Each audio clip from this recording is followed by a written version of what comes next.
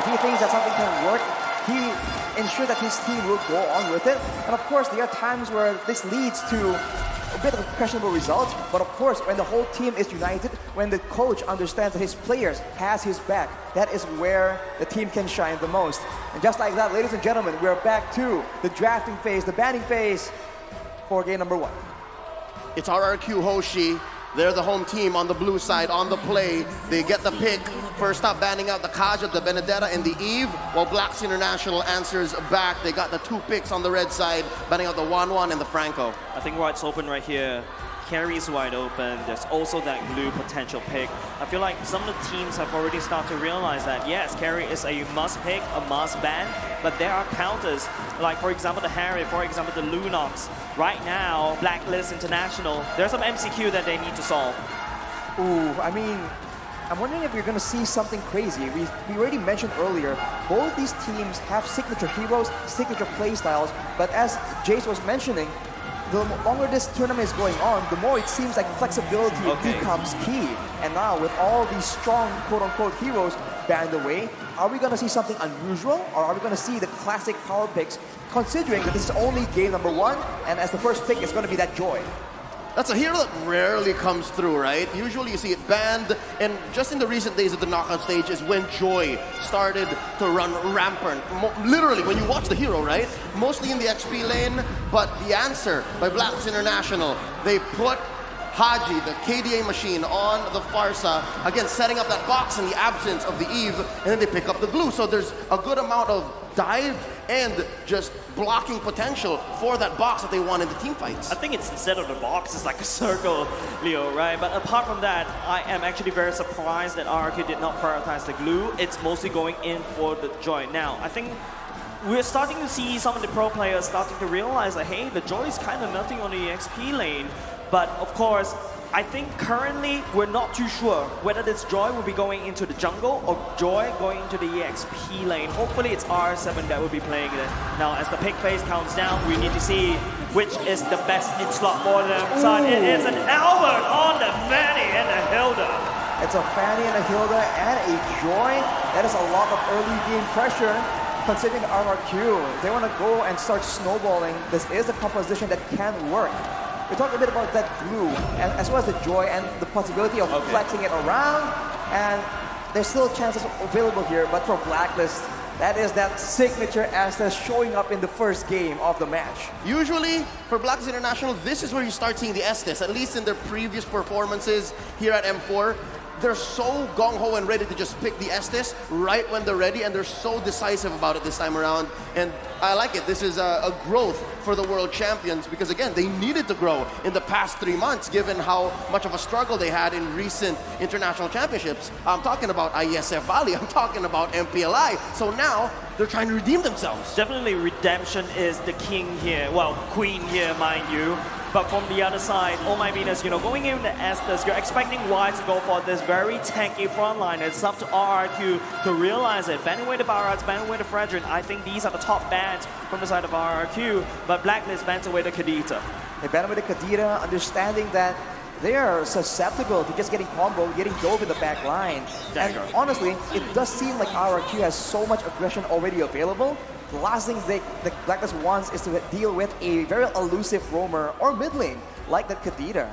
So right now, Barats has been banned away as well. For RRQ, with so much mobility, with so much burst potential, if they can deny the tankier members, the beefier heroes from the side of Blacklist, they can get success in the early game. Yeah, and again, on screen, it's the Filipino sniper himself, the M3 Grand Finals MVP, Oheb, with a very powerful quote. Words of, I'd say, competition for the King of Kings. Good luck. We will destroy you. Well, it's going to be tough because, again, the first 3 picks from RQ already very strong. Very rarely do we see a lineup that has the Joy and the Fanny in the first phase. Now, wrapping up their draft, what's Skylar to pick? There goes the Harith. What's left? Ooh, with the Harith banned down, I mean, there's still potential. Depending, it's so difficult right now because it really depends on what you want to go for. we've seen that, for example, the Lunox can come into the gold lane, but that depends, right? Are they going to try and go for early game burst damage? Because then it makes a bit of sense if they need a bit more magic damage as well. But otherwise, they might just go with something a bit more safe, something with some range, something with a bit more kite potential. Jays, are you thinking this should be the Fredrin? Because if not, I can expect Blacklist to just snap pick it as soon as we come definitely. If this ban is not a Fredrin, it will be snap picked by the Thunder Blacklist. But that's also another thing that RRQ has also considered the fact that the Beatrix might know it's going to be the Boxer gets taken away instead. I like what RRQ is thinking as well. Yes, there could be a Fredrin pick going in, but I think the Beatrix will be better, in my opinion, for the side of Blacklist. But it's going to be the Brody instead. This is unusual coming off a Blacklist. They're keeping him thinking. And again, the Brody is a pretty solid when you have joy in your face, when you have a 1-1 in your face. Yep, joy in your face. You can expect that the baby alien, Fanny, Albert, will be going wherever he can find Oheb or Haji. I mean, even Oh My Venus. I mean, it's a good pick if you want to try and kite back, have a bit more self-protection, right, on that marksman role that's usually very vulnerable. But now that means that for RRQ, they can count on the fact that there's very limited amount of DPS coming in from the side of Blacklist. They have burst damage, so pick-up potential, but in the longer drawn-out fights, this Hilda might just be too beefy to whittle down, to melt down by Blacklist. I think another thing that we also have to talk about is Wise's jungler. It is going to be RRQ that locks in the final drop, a Faramis and a Claude. Something that could counteract against the heal of Estes, but there you go, a Fredrin finalizing the drop of Blacklist. They didn't need to rush the Fredrin. I mean, if the writing is on the wall, you know what's up. This is the right timing for it. Now that we've seen both lineups, I have to say, the Faramis in mid for RRQ Hoshi, it's going to be very 50-50. Like, if it works amazing. It makes sure that they undo the damage that possibly the sustained Estes brings to the table. But if not, it's just going to act as another possible re-engage. I think another thing that RRQ could play this is that Faramis is not meant to basically win the lane. It is usually the Fanny that, wins the mid lane by playing aggressive in the mid lane very early on. So a lot on the shoulders of the baby alien. Yeah, man. Arashi, what do you think? Ooh, I think in the early game there's so much potential. It's such an oppressive composition. They are tanky, they have decent amounts of base damage, and they have a cult altar to facilitate crazier plays. If Blacklist does not curb that aggression, they might be looking at disaster. Let's go into the Land of Dawn for game 1 in this best of 5. Let me hear a big Viva RRQ and break the code. Let's make sure that our athletes get the best experience first. We'll need to iron out some kinks in this competition. Gives us time, though, to digest and, of course, allow our crowd to let it in. Let the atmosphere in. I mean, the atmosphere, we've said it again and again, but we just have to keep restating it. It is crazy right now. Yeah. Fortunately, we have headsets to cancel out the noise, but we can still hear them through.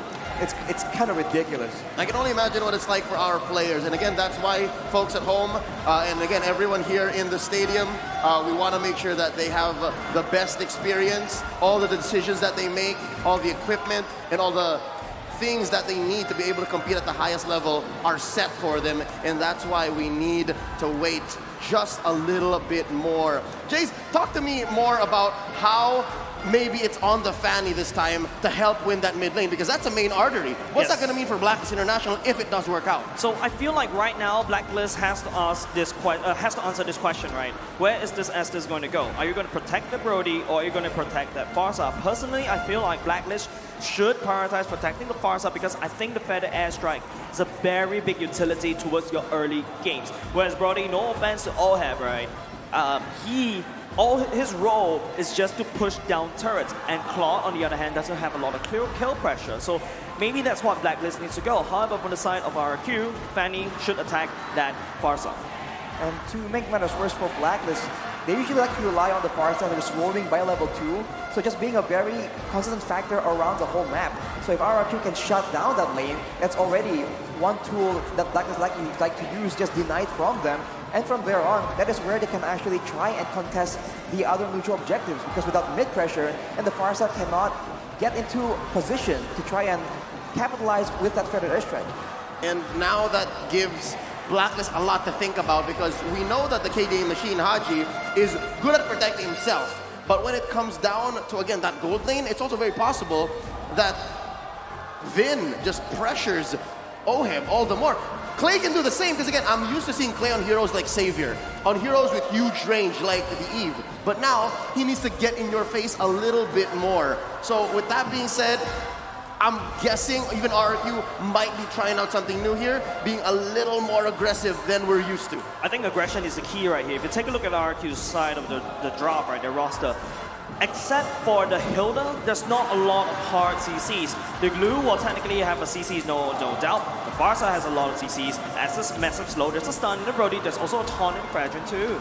And we haven't really been talking much about the Claude in the hands of Skylar, the gold laner for RRQ Hoshi. Very good friends with his counterpart in Blacklist International's Oheb. Arashi, talk to us about their head-to-head. What do the stats say? The stats say that Skylar is a lot more aggressive. He does get more kills, but as far as GPM and damage per minute is considered, Oheb has him beat. So it does seem like RRQ, they're just more suited to this early game playstyle. And from the looks of it, it's going to be an early game battle. Even if Blacklist is going to drag this out to the late game, their only real late game pick is going to be that Farsa. So it's going to be very difficult for them to match out the composition of RRQ from multiple aspects here. Is it going to be the DPS, the mobility? RRQ just seems to have an upper hand when it comes to that.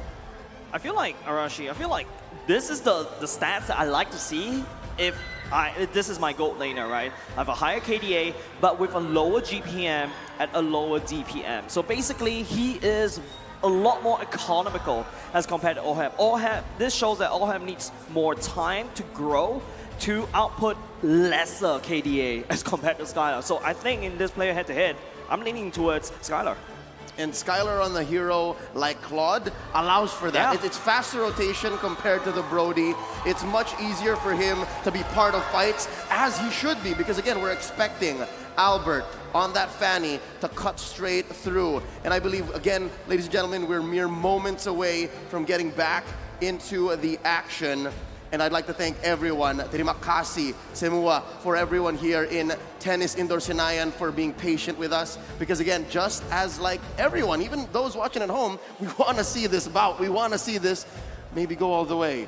I mean, for both sides, just to be clear, right? Definitely. And since we have some time here, we have to talk again about the fact that Fanny is in the hands of Albert. This man is a mechanical genius, to say the least. And they also have a Hilda on their composition. So now, if you look at the composition of Blacklist, there's not a lot of crowd control, at least not a lot of reliable crowd control, and that might be dangerous. Not a lot of instantaneous ways to stop Albert, and that could be dangerous. And oh, the crowd is feeling it. Oh, the spirit. I'd love to see the agents get in on it like the Kingdom are. It's no wonder that even RRQ Akira, in their opening year under that banner, just have fallen in love with the Kingdom with this kind of energy. Yeah, it's just crazy, right? On home turf, I think.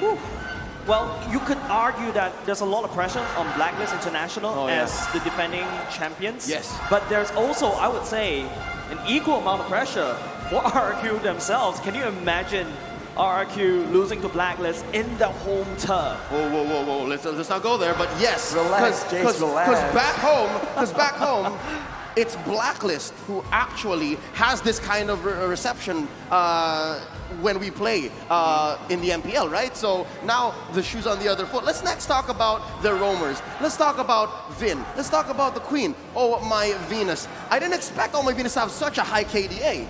Yeah, but I think that's because of the Ube playstyle, right? It's a lot easier to rack up the assists going in and the kill participation as well, whereas Vin, more of a setup kind of tank. Your main goal is to set it up for your team, just catch one or two, and then after that, the rest follow up. Whereas, of course, damage taken per minute, definitely heavily leaning over to Vin. So I think it's just the contrast between these two playstyle of kind of roam, a support versus a hard tank engage. And to keep in mind that Oh My Venus plays a lot of utility, a lot of supportive roamers, whereas Vin likes being that front line, likes being that main engage tool. So it does get reflected, as Jace mentioned, in the damage taken. But of course, I think Vin is also very crafty with how he likes to engage fights. Sometimes he just tones down the aggression in order to be able to just go for a big fight and just surprise their opponents completely. We've seen it again and again, and of course, some people might say, oh, he hasn't been doing it recently, but there's nothing to say that he cannot do it today, right now. And again, it's just the fact that the KDA is much lower means he's more willing to trade. Because when Oh My Venus falls for Blacklist International, all the other cards just get laid out as well. And that's very important. That's key to how the Ube strategy works. Yeah, I like the fact that this is the hot topic, right? We're talking about the King's final gambit. It's also the Queen's final gambit, right? It's the battle of the King versus the Queen together as well. You lose your Queen in the chess match, that's it. It's really hard to climb back out. Whereas, well, King is the one that kind of ends the game, but still, the value of this Queen may be the biggest double-edged sword of Blacklist International. So are you saying it's a Royal Rumble right now, Jace? It is. It is a Royal Rumble in the Foreign Empire. In the what? In the Foreign Empire? Yeah, well, like they are that. on a different soil, right? So it is up to RRQ to defend this ground. And boy, oh boy, slowly but surely we are loading back into the land of dawn. Once more, we would like to thank everyone who's staying with us, everyone patient for the competition. Here we go. Let's get into game number one. RRQ Hoshi versus Blacklist International. Eyes on the early rotations. Where are junglers starting? Welcome to Mobile Legends. Just seem like both teams are trying to like make sure that their jungle is safe. Vin, of course, on that Hilda will be attempting to try and get a bit more value, abusing that passive coming in from the Hilda. Yeah, so it feels like it is going to be a mirror matchup. Of course, the Fanny will prioritize the purple buff first, but instead of seeing Vin, hard invading on the enemy side, it is Vin on the protective side. It's something, as I mentioned as well, Oh My Venus will need to stay around the mid lane, need to make sure that Haji gets to level 4 as quickly as possible. Yep, and for the first minute, 45 seconds, I'd say Vin could be a little more aggressive, and I guess that's why Haji and Oh My Venus are staying here. That's the reason why they're trying to protect Wise and get him his buffs before, again, the much, much faster Albert can come in and try to contest. A lot of that. Situation right here, but Vin actually gets jumped on, he gets stunned, won't be enough in this early game, and this is the problem, right? They don't really have any pressure in the side lanes to try and facilitate Vin, trying to just disrupt Wise's farming pattern, and being on a Fredrin, he can hold his own 1v1. Yep, I mean the best part about Wise going for the Fredrin jungler is that he's unfazed about the damage coming up from Vin. And not only just that, because Oh My Venus is sticking around the mid lane, it's a lot of heal, but hold on a second, Albert's already spinning over Venus! First blood! Going over to the RRQ National! Hate it when we're right, but this is what RRQ exactly needs to do. Small lead in a minute and a half, about 500 gold, but that's what you do with a lineup like this. We thought that the target was going to be Haji. It is Oh My Venus.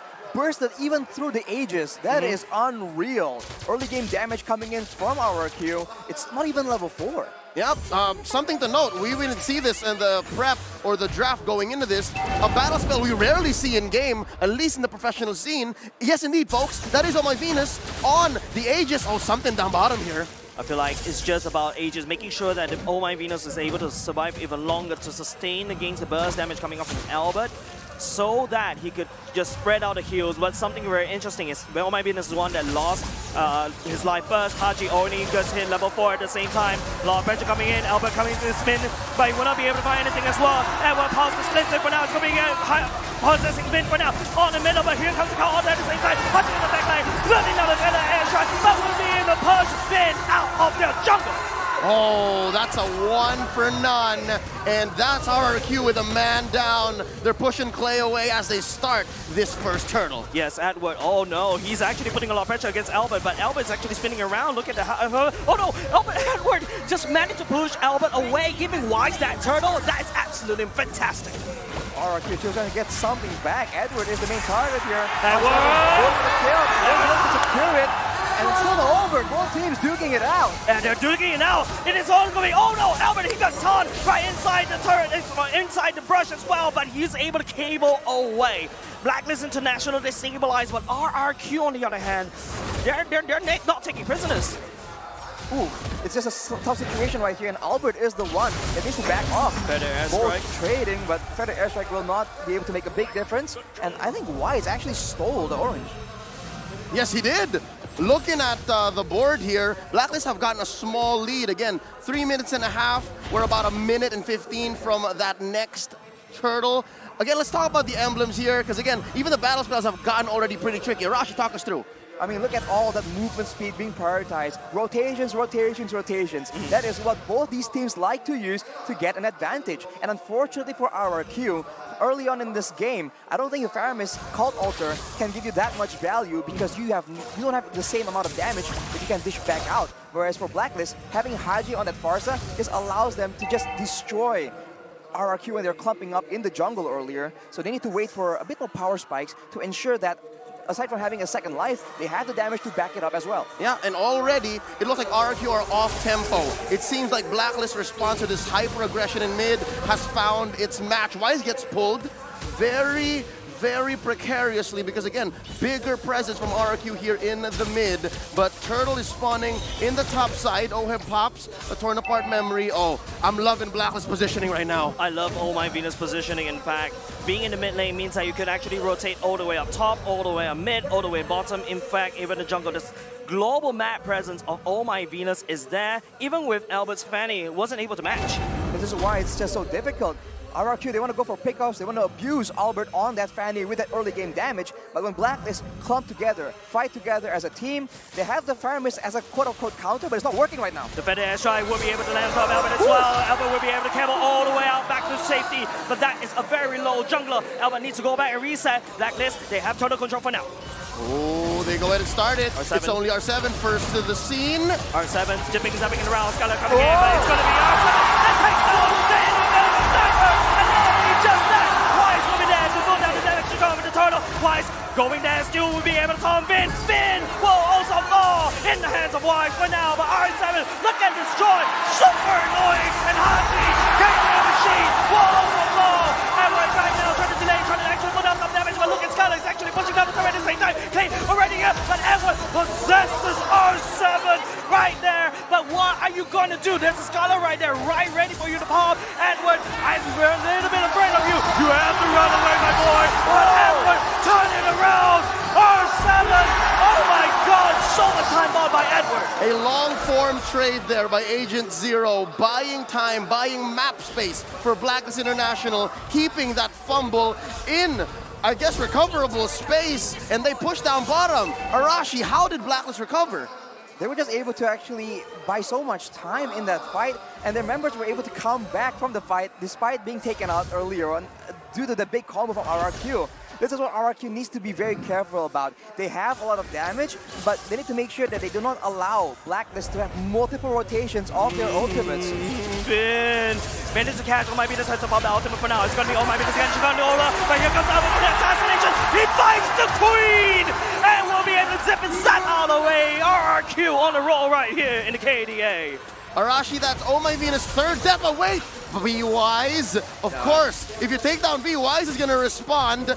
Oh, they're looking for something. He's trying to look for something. Skylar will be able to beat MI all the way out. Edward, I don't think there's any kills for now they can do. Blacklist, they managed to stabilize for now. Arashi, talk to me. It's so dangerous right now, man. RRQ, I think once they have a bit more items, they can start being a lot more menacing to Edward, to Oh My Venus and Wise. This is what we've seen again and again. Very solid damage dealers from back far away, and 3 very solid tanky members in the front. This is what Blacklist is working with right now, and unless RRQ has the right items, for now, Blacklist still has the advantage. They can still bully RRQ away from the objectives. Yep, but it's going to be Bin that engages all the way. First Faye coming in, but it's going to be Edward. Oh no, he stops Albert right now. It's going to be Retrovato, but it is won by Wise. And now, then there's going to be Blacklist going to try to do something. R7 all the way in the back line, looking at Edward. He's actually super tanky right now. The bench is the pop. Wise going in, the better extra going in. R7 needs to run away, and he managed to run away from the artillery strikes. Something tells me this is the ideal engage that Blacklist was looking for maybe 2 or 3 minutes ago. Yes. That's what they wanted to do in that other turtle up top, and now they're able to finally execute. They're able to pick off a Vin in that jungle fight, and afterwards, you can see that everyone just jumps on the opportunity. RRQ, they are forced again and again to back away, but now that Skylar has the golden staff, it's going to be something that Blacklist needs to keep in mind, right? They are working against the clock right now. And with this 1,000 gold lead, their stats against Indonesian teams in M4 are looking a little better, right? The small lead in the mid game, 8 minutes in, 1,000 gold ahead. They're currently sitting at 0-6 against Indonesian teams. Their fate may change right here. they have a chance to just turn it around. But look at this EXP lane. It's just constant battling. And keep in mind, R7 was able to be so tanky there due to that vengeance. This will be a lot more annoying the longer the game goes. Once he has the concentrated energy, the other sustain items, it's going to be near impossible for Blacklist to try and kill him without locking him down. Yeah, locking down, I think from the side of Blacklist right now, they're able to stabilize. Oh, Vin, he gets caught out. It's a whole gang, but Colors are coming in just in time at the same time. Colors coming all the way in. Let's go, the Warlord, the end to do more than enough for RRQ to slowly take down Blacklist. It's gonna be just Wise, it's gonna be just Adward, and now Scala, he gets caught, but BMI out. R7 on the chase right here. Wise looking a bit low, Adward just trying to kill, and then he will try to possess, going in his basement. He got on top of R7. It's just a slow death for the Joy. Agent Zero gets his man, down goes R7. Something tells me, as we get more into the late game, there will be a cap, there will be a limit for RRQ's aggression, and then more and more Blacklist can find their way into this game. 10 minutes in. The longer the game goes, the more healing Oh My Venus will have, but also the more damage RRQ will have. So it's going to be a bit of a balance. It all comes down to execution.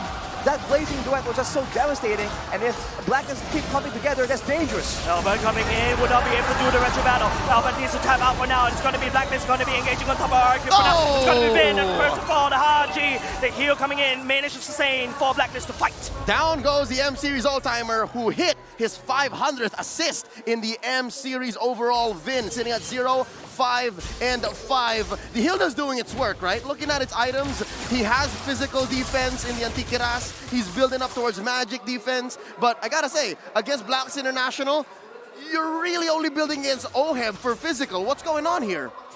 Well, they want to make sure that their main pickoff tool, right? The tournament memory cannot be used. Strike! Albert gets deleted right off the map as he tries to get his purple buff, and that's not a good timing for RRQ. Arashi, back to the point. Back to the point, man. The tournament memory is the main tool they're using right now.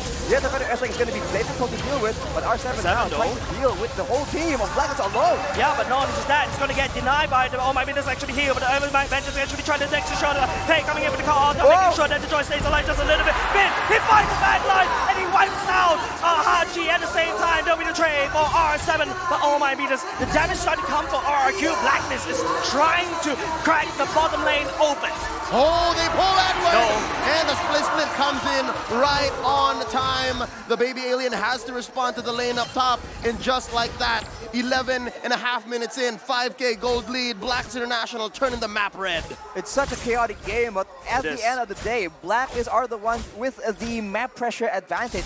Now, once the Lords become even more important, they can use this to set up traps for RRQ, even though in the way, right, RRQ has a better vision game, considering that they have a very strong front line. Let's take a look by the instant, at the instant replay by TikTok of that fight. Begun with R7 just going in alone, but afterwards Vin was able to locate Haji in the midst of all the chaos. Unfortunately though, it's all traded in for several turrets in the process. Every single time, if it's Vin for Haji, that's worth it for RRQ Hoshi. But if R7 has to come along, that bundle package is way too much. Yeah, the burst damage is something that Vin has to be careful about. Not the real manipulation, mind you. The fact that airstrike, you can see Vin has to tap out. Yeah, and just looking at the items, Arashi, I just noticed, man, the 4K gold lead, you can see a lot of it on the junglers. You can see it on Albert, you can see it on Wise. There's almost, what, 1,500, 2,000 in between them. Oh, here we go. The Joy Vengeance instantly deleted. That is a very scary jungle for RRQ to be in. This is the traps you were talking about with that vision game. But look at the split push coming in from RRQ. They're trying to find value despite being on the back foot. And keep in mind, on the point of items, there is a Necklace of Durance already rushed to be built by Clay, but Blacklist, they seem to be just going for the base. Better airstrike will be used to zone on RRQ right now. Albert's trying to make a play. He has to recall back the base for now. It's going to be Skylar. Oh no, he gets taunted by Wise, and that would be a monster kill. Give it over to the Blacklist jungler. And Blacklist right now, they were into the fight. What can you do when you don't have a damage dealer? Wise will say, no more Clay. 1-for-1, Skylar for Haji, and just like that, Blacklist makes a beeline for the Lord. Arashi, can RRQ contest? Without Skylar, it's going to be a very tough process. He is the main damage dealer for the BPM members, unless they can pick off OHEB or Haji. It's going to be very, very difficult, but Albert seems to be trying to make an attempt. Vin, just check in, and just like that, Blacklist, let's go. It looks like they want to make sure that it's a clean go. They want a full maybe 3v5, 2v5 if they can, but with the way RRQ Hoshi are finding Haji and threatening the kill on Oh My Venus, it's not so easy. It's not really easy at all. Skylar could just BMI right in and all try the blazing duet, but then there's the menace, right? Oh My Venus, it's the thorn against RRQ side. This is the difficult part as well. Blacklist, they are content just trading out damage because they have Oh My Venus on the Estes that can allow them to sustain through most of the damage.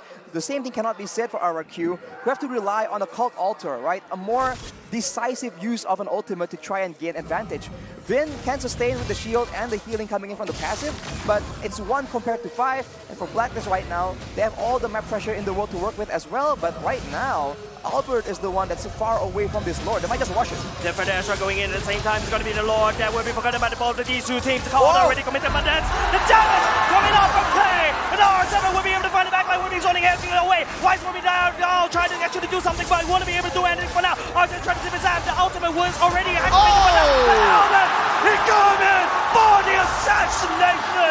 And that's the jungler gone. The jungler advantage going to RRQ. Oheb for Vin was a good trade, but now it's all going down. No, that's not a very good sign. RRQ does have the Retribution Bundle right now. Top the Blacklist trying to make something happen. They need to try to land the Retribution at the very, very right time. He has the Retribution and he gets the Lord!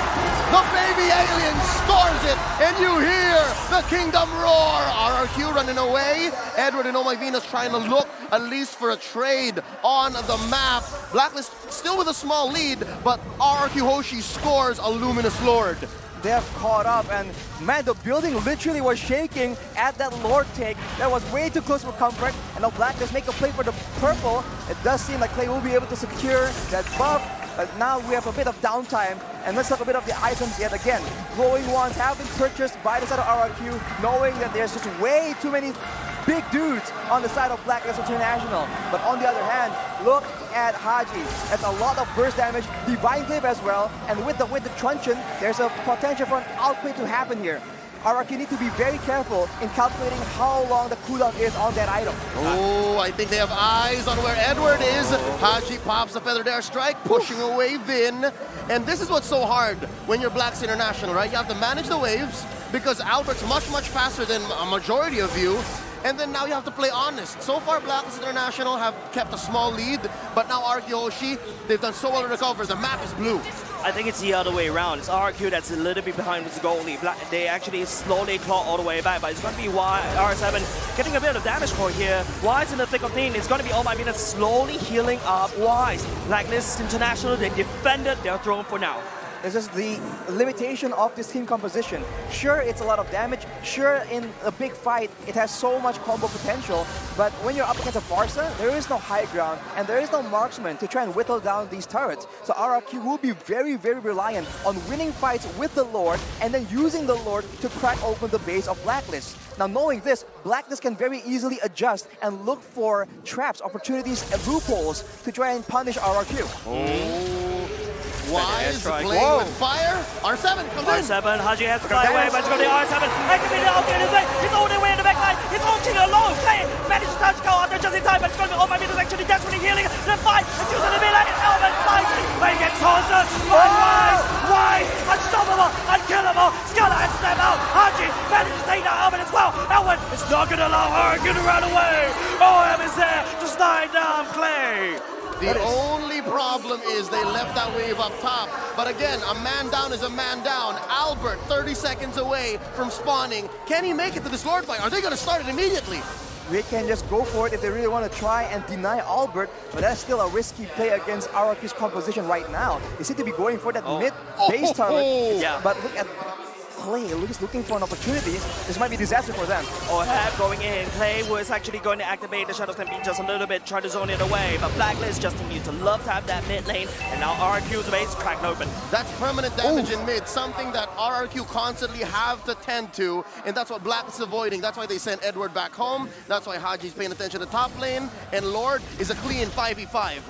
I think RRQ just need to execute the fights cleaner here, because earlier there's a lot of burst damage, there's a lot of potential, but when you funnel in one by one like that, it allows Blacklist to deal with the threats individually. Whereas if you come at the same time, the Fanny, the Hilda, the Faramis, as well as the Claude, they have to actually ration out their crowd control, and maybe one of them will pull through and be the deciding factor for RRQ Hoshi. Yeah, so they have to be very careful. Something tells me there has to be some specific way of cascading your skills for RRQ Hoshi to get it right. Now, Vin trying his luck. R7 coming in with an angle. Vin eventually wants to fight as well. The call auto activated at the same time. Haji is better as trying to provide some high ground, some protection for Blacklist International. They shove RRQ out of the team fight. Just didn't work out. Now Edward on R7. Let's see the relentless one, not letting go. Team captain always pushing forward, leading with boots on the ground. This Joy, 4-4-6. That is the KDA of a true warrior. R7 wants to force the issue. And look at that wave down bottom. It's a huge wave, and R7 is pushing it out again, but Blacklist react almost instantly. R7 can flank right here. He does have the Divine Blade. That's a lot of damage available. Vin will be the one that falls. It is going to be the Giant are going in the backside. Oh my Venus! He's actually trying to kill, but will not be able to do so. I think there's one fall. There's no damage at all, but it's not Blacklist anymore. RRQ, they will try to force this fight. Oh my goodness! The Queen will fall, and now RRQ full control of the map. That was the exact order that they were trying to pull through the past 5-6 minutes. That's it. And now RRQ are threatening an inhibitor push. It's going to be an inhibitor push right now. It's going to be Vin that's absorbing all the time. It's going to be cracked open from the outside, but Edward goes to fall. It's waiting up to the side of RRQ. Blacklist, they need more time. But RRQ, they are not going to give any more time. This is game number 1, ladies and gentlemen. It's going to be wide. Definitely trying to hold, but there's so many people beside RRQ for now. Blacklist, they need to do something. What is it? Going on? Not a good idea. It's RRQ. Next game, number 1. Oh my god. The King of Kings draw first blood here in Tennis Indoor Sinayan. 1-0 in a best of 5. That match did not disappoint, ladies and gentlemen. The Kingdom roaring. They asked for more, and just like that, we've reached an all-time high PCU for M4. That's 3 million, 3.1 viewers all around the world. That is insane, man. You don't want to miss it. This is the match we've been talking about, and this is why. Action-packed gameplay throughout the whole game, and even then, you can still see the adaptations, the itemizations, the tactics being displayed by both these teams. Let me tell you how close this match is. For like good whole 10 minutes, the goal lead is like what, in the 3 figures. After a while, Blacklist gained like 2.4k gold lead or something like that. And then RRQ, they found the right moment to scale out of control. And again, these two teams have been problem solving all throughout that close to 20-minute match, right? They've been figuring out how to engage, what works, face checking. Again, R7 did so much for his squad, and eventually they found the formula. Blacks International crumbles in the pressure of R7 and Vin, pushing forward constantly. And yes, they found Skylar several times, but in the end, all it took was one wipeout. The 1v5 was almost gonna work, but that was what, 3 or 4 seconds short. It's such a tough situation, man. And again, this shows again the power of being the aggressor, being the proactive one in an engagement, because several times, even in the last team fight, Haji didn't even get to pop his winter truncheon. Everything happened so fast, and when you're the one initiating, you have a measure of control in your hands.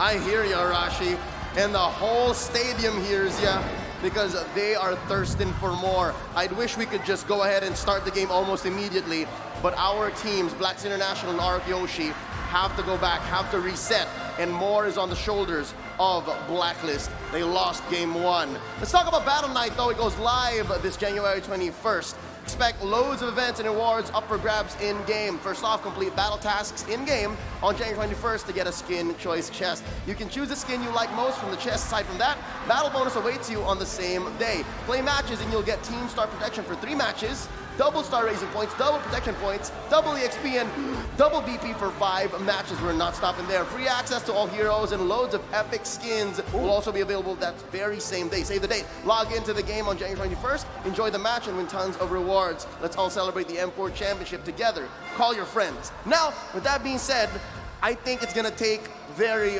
very specific minds, very smart minds to break down exactly how Blacklist can come back or how RRQ Hoshi can just push the advantage. Ladies and gentlemen, on behalf of Arashi and Jays, my name is Leo. Let's go to the analysts.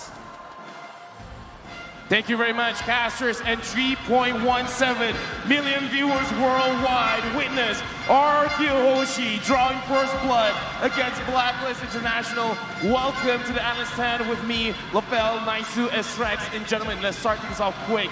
Initial thoughts about the game.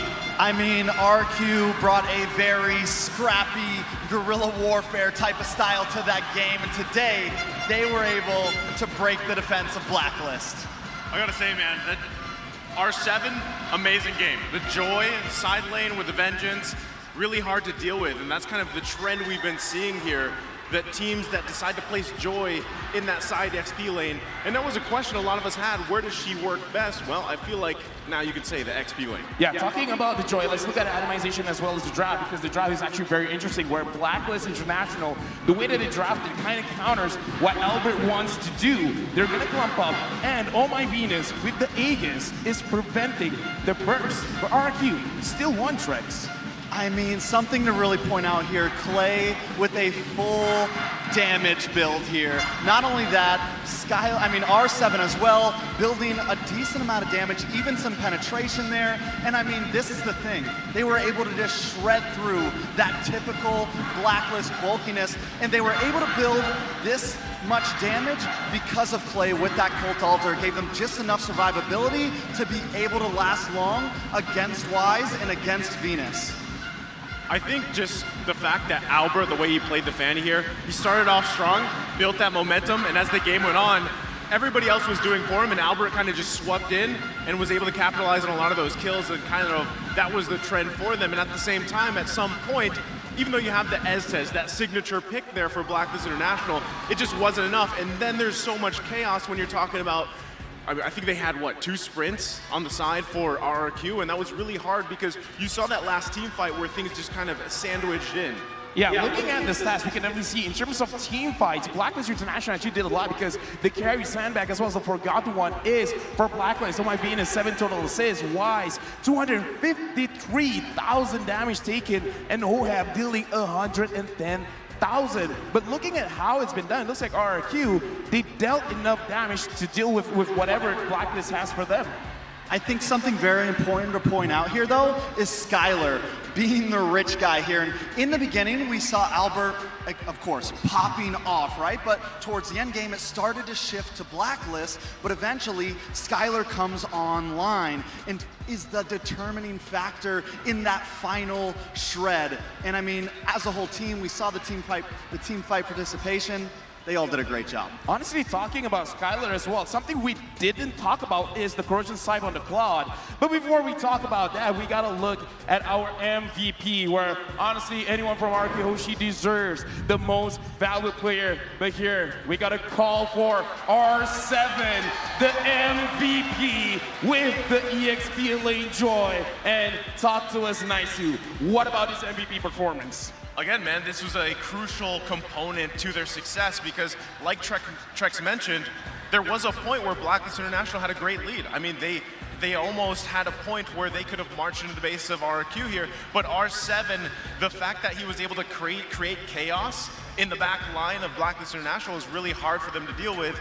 And then again, you have just a lot being thrown at Blacklist International, not just that Joy there, but still, even R7, you can see just how proactive he was here in the heat map throughout this, especially this crucial part of the game, that mid-game into transitioning into late game, to allow that chaos. And then, like Trex mentioned, when you have that Claude online, it's really devastating. Yeah, the Hitman is very interesting because we got to talk about 5 minutes going into 10 minutes because R7 was the determining factor of changing the pace back to RRQ's favor because in the early stage of the game, RRQ tried really hard to engage against Blacklist International and Blacklist won that one, but during the turtle fight, R7 again just zipping around everywhere, being very tanky and dealing a lot of damage, and I kind of feel like at least half the damage is from the Vengeance alone, really changed everything. Without R7 showing crazy mechanics on the Joy, I doubt RRQ Hoshi would have won that match.